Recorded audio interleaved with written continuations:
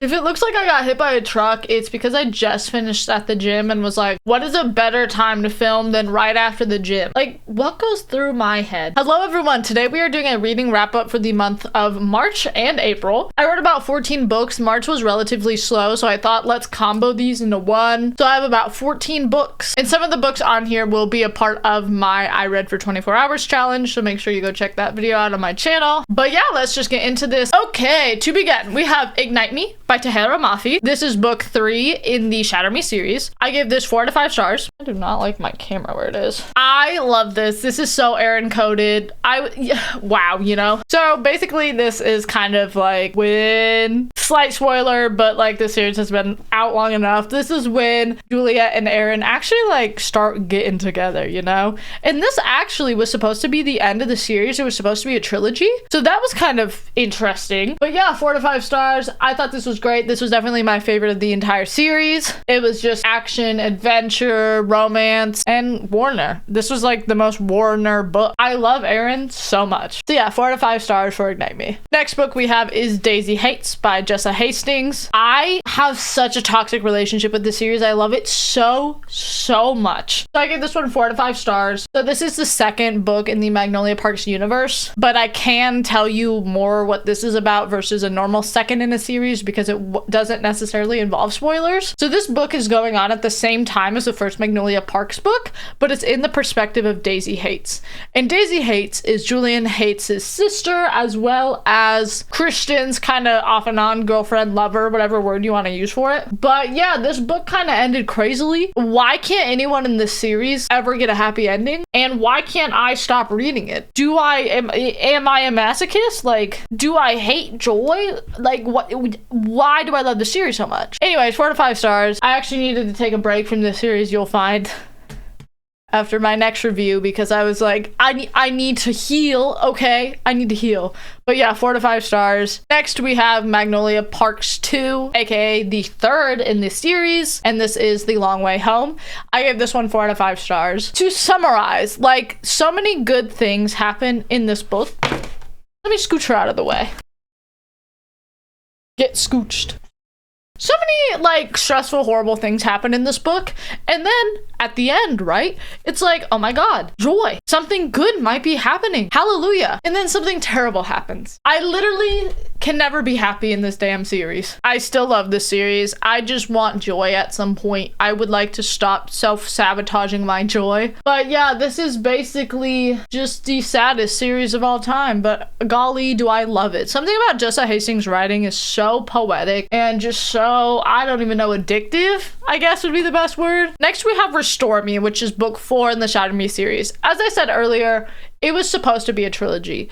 It was not. With that being said, you can kind of guess if you've watched TV shows, if you've read books, if you've watched movies where things were supposed to end and then they kept going, right? Like kind of a money type of situation. Yeah, I gave this 3 out of 5 stars. I didn't think it was awful. I read the rest of the series, right? So it wasn't like awful enough that it put me off, but definitely it was like, hey, let's just throw in a bunch of plot twists. Since this is kind of the first of the second half, I'll kind of give a synopsis on this, but I also don't want to spoil the rest of the series. This is obviously about what happens at the end of book 3 and just kind of the new world that is trying to be implemented.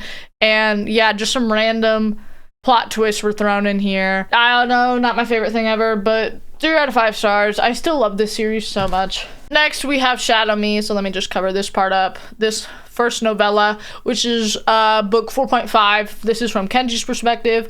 I gave this 3 out of 5 stars. I was just, once again, not really locked into the story, but I was happy to have his perspective because at the end of the last book, I was like, okay, I need some stuff cleared up, so that was kind of nice to have, but nothing crazy. Next, we have Defy Me, which is book 5 in this series. Same thing, 3 out of 5 stars. I just was kind of like, this series has lost its pizzazz. I love the characters. I love Aaron. I think we're just throwing in more plot twists and more different plot points to continue the series. So 3 out of 5 stars. Next, we have Reveal Me, which is book 5.5. I actually gave this one 4 out of 5 stars. Kenji was very unfiltered in this. I kind of think this was kind of the start of not YA anymore. Like, the Shatter Me series has always been kind of skating that line. Like, it's like, okay, still YA. But this one, I was like, okay, we're really skating the line. So yeah, I enjoyed kind of just Kenji being unfiltered because, like, that's who his character is. And it also made me really nervous for the next book. Now we are on to the books that I read during my 24-hour readathon, which are all new releases from the month of April. First, we have The Conditions of Will by Jessa Hastings. I gave this 5 out of 5 stars. I think this is so pretty, and like the deckled pages and the French. Oh, that's so good. Now that we're to a book that is a standalone and not a sequel, I can kind of tell you what this is actually about. So this book is about Georgia Carter. Mind you, she's in London, so this is kind of connected to Magnolia Park, so you don't need to like read that first before you read this or anything, but know that this book does reference Henry, for example, and it does reference a few other people, so just have that in mind. So this is about Georgia Carter, who lives in London right now, but she's from South Carolina. Her family is like very wealthy, but very homophobic, very toxic, very narcissistic, and just like a lot of drama there that her and one of her brothers, who happens to be gay, kind of just like deviated away from based on their choice or not. Like, it happened, and you'll understand, you know, when you read the book. But yeah, her dad dies, and so she has to come back, you know, for the will and whatnot. And there's some mystery going on. The whole love triangle going on throughout this book is Georgia Carter, our main character, falls for her gay brother's sponsor, who the gay brother happens to be interested in. I've been looking for some bi love triangle type thing for a while, so this was kind of close to what I've been looking for. So that I was like, oh my god, how is this gonna play out? But Sam Penny is one of my new favorite book boyfriends. I love Sam Penny, and Georgia Carter is also super cool because she is like basically a human lie detector. So throughout the book, right, she's scanning people, seeing if they're lying, seeing if they're telling the truth. It's very interesting, and I really enjoyed that. She's like one of the coolest main characters in contemporary romance for me personally. So yeah, 5 out of 5 stars. This book will make you laugh, it'll make you cry, it'll make you relate to it if you have kind of that toxic narcissistic family dynamic. The religion, just everything in this book was just so well done. Next, we have Wild and Wrangled by Lyla Sage, which is the 4th and final book in the Rebel Blue Ranch series. So these are all interconnected, so I can tell you what this is about without spoiling anything. This book is about Camille Ashwood right here, who is the baby mama of the oldest brother, who is in the 3rd book, and she falls for Dusty. Wrong way. Dusty. This is my favorite of the series, okay? This is 4 out of 5 stars. Dusty. Wow, Dusty. I love Dusty. Piercings, crop top, tattoos, load. But yeah, this is kind of second chance and can we make it type vibe, and it was really good. And she's a single mom. He's a sweetheart. I don't know what tropes y'all are into, but 4 out of 5 stars. Next book, which was a big anticipated release for the month of Fearless.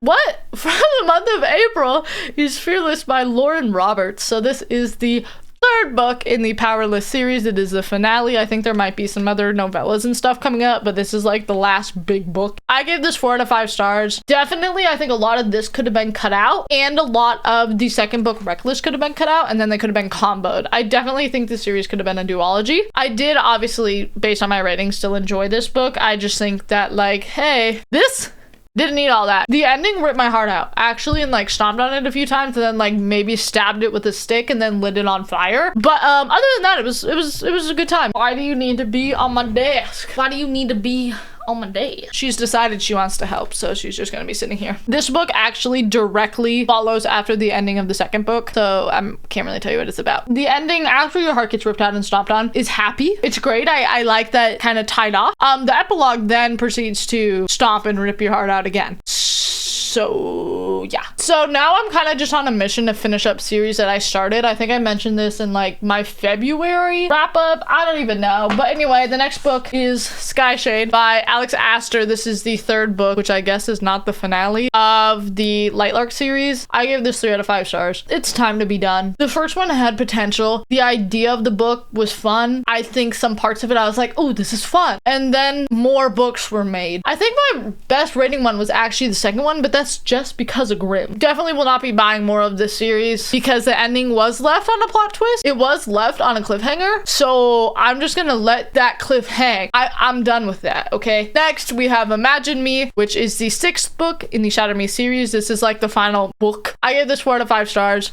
I thought this was a great ending. I thought this was fun. I thought this was adventurous. It was definitely the closest thing to the trilogy out of this latter section of books that came out. And so I thought it was good. I think that definitely the books could have been left at just the first trilogy, but I think this definitely ended it in a good way. The trilogy would have left some questions unanswered if it would have been ended as just the trilogy. So this for sure just wrapped everything up. So yeah, 4 to 5 stars. This was stressing me out, okay? Also, the whole thing with, you know who's dad? I'm like, ugh. Then next we have Believe Me, which is officially the last book in the Shatter Me series. This is 6.5. I gave this 4 to 5 stars. This was so cute. This was so fun. Everyone's so happy. Everyone's in love. Wedding time. Yay, yippee, yay. That's all I got, honestly. And then the last book, which I actually finished today, I started it yesterday and finished it today, is Watch Me, which is the new series, the Shatter Me. I think the series is called Shatter Me, The New Republic. Anyways, this is the first book in that series. I almost gave this 5 stars. So this is a new book, so I'm going to talk about the synopsis, and no one's gonna bite me, okay? So this book is about James, who is, I can't even tell you who James is because it spoils the other book. I guess I can tell you if you know James, okay? I'm just gonna stop talking. This is James.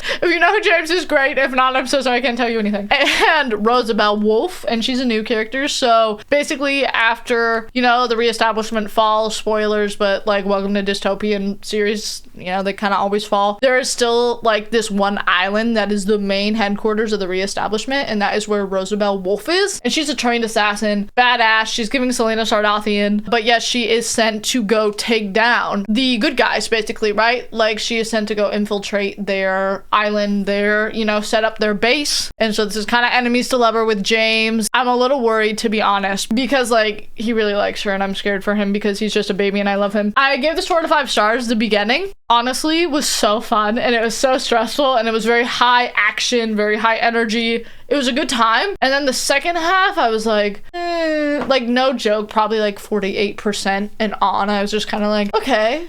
But like the first half I was like, this is so fun, like I love this is chaotic energy, like can't put it down. But this copy is so pretty. I love these characters. I love this series, you know, like I will continue to read it unless it gets like horrible. If it gets just like okay, I will probably still be reading it, to be honest, and that's just who I am. Anyway, you all, thank you so much for watching. I appreciate you all being here. I hopefully will be picking up and putting down some books this month of May. I'm just, as I keep telling you, I'm on a mission to finish all my current series, and then I'm planning to do a video of trying to find a new favorite fantasy series. So as I finish a bunch of other series, I will be starting 11 more in hopes to dwindle ones I don't like and find just more that I do like. Anyway, thank you all so much for watching. I hope you guys enjoyed this video. If you did, give it a thumbs up, subscribe down below, and I will see you guys all next time. Bye, everyone.